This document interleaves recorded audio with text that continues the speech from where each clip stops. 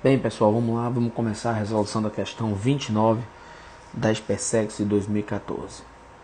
Aplicando todas as nossas técnicas, tá bom? Sempre leitura do texto, interpretação física de cada passagem do texto, interpretação das passagens e palavras gatilho, aquelas passagens e palavras que vão sempre te direcionar para a coisa certa, e nunca se esquecendo de aplicar a sequência de teoria correta, né? Uma aplicação de sequência pensante correta para isso. Que é, depois de ler a questão, qual a área da física da questão? É mecânica, elétrica, é óptica, é ondas, sei lá. Depois, o que a questão está pedindo? O que ela está querendo? Qual é a linha de ação dela?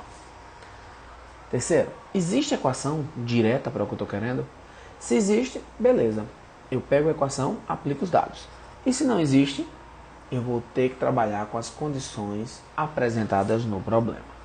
Então vamos ver do que se trata essa questão 29 aí, da prova da SpaceX de 2014. O texto diz, uma criança de massa 25 quilos, olha aqui um dado importante, a massa é 25 quilos, brinca em um balanço cuja haste rígida não deformável e de massa desprezível, presa ao teto, tem 1,60 metros de comprimento. Olha, até aqui nós temos alguma coisa para interpretar baseado na figura. Se nós temos uma haste rígida não deformável e ela tem massa desprezível, é como se isso funcionasse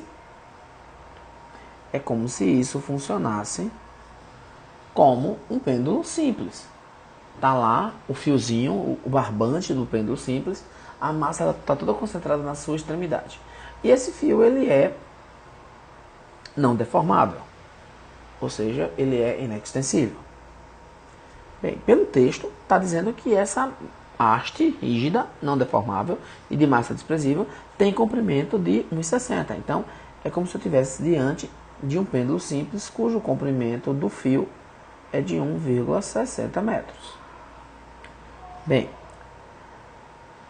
disse que ela agora executa um harmônico simples e que atinge uma altura de 80 centímetros em relação ao solo, conforme representa o desenho abaixo. De forma que o sistema criança mais balanço passa a ser considerado como um peso simples, ou como um pêndulo simples. Olha aí, tá vendo? Ele pediu aqui para você considerar, mas a gente já poderia ter se considerado isso antes. Onde o centro de massa está lá na extremidade P da haste. Tudo bem. No tocante a isso, o que é que nós podemos afirmar, considerando que a gravidade é de 10 newtons por quilo e que o ângulo de abertura é esse ângulozinho aqui, ó, ele é de no máximo 10 graus. Ou seja, para que exista a validade do estudo sobre pêndulo simples. Bem, vamos ver quais são as afirmativas, porque ele diz o que é que nós podemos afirmar. Ele disse que eu tenho uma massa de 25 quilos nesse pêndulo e que o balanço vai a 80 centímetros do solo nas extremidades. Então aqui é 80 centímetros e aqui é 80 centímetros. Então vamos lá. Vamos às afirmativas. Letra A. A amplitude do movimento é 80? Olha, aqui está o eixo de equilíbrio. A amplitude do movimento seria isso. Isso seria a amplitude do movimento. É 80? Não. Não é o que está se dizendo aí. Então, falso. A frequência de oscilação do movimento ou o período, ou a frequência ou o período precisa, de equação. E a gente, lembrando da equação do período de um pêndulo simples, ele diz que o período de um pêndulo simples é 2π raiz de L sobre G. Com isso, a gente já mata uma outra falsa. Aqui ela é falsa, mas a E já é falsa diretamente. A E diz que o período do movimento depende da massa. Olha por que é falso. Porque aqui não tem massa. Simples. Se numa equação não tem implicitamente nem explicitamente, não depende. Não tem como ver essa dependência. Bem, então,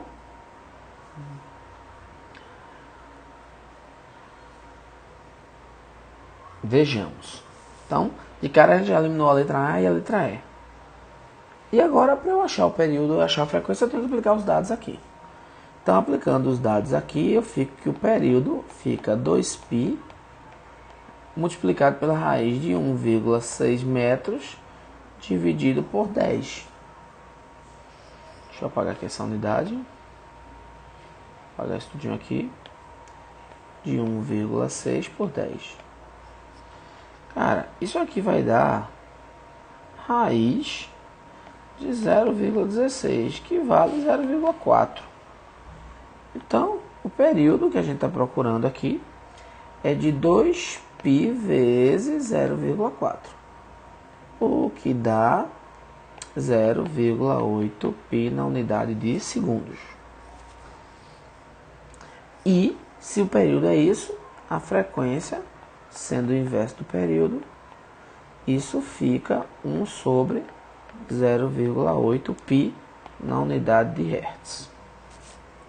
Tudo bem? Então, vejamos. Letra B. A frequência de oscilação é de 1,25 Hz? Olha, não é. Era 1,25 se eu só me preocupasse com essa divisão. Isso realmente dá 1,25. Mas eu ainda tenho que dividir isso por π. Tudo bem? Então, falso.